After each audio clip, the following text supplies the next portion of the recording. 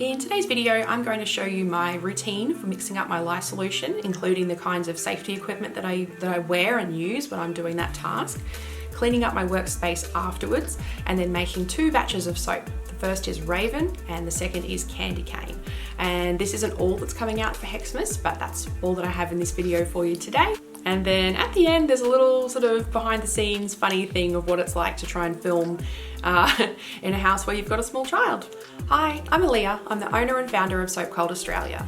The goal of our channel is to help new and emerging makers bypass the hard lessons in your small business journey so that you can become profitable and use your time wisely right from the start.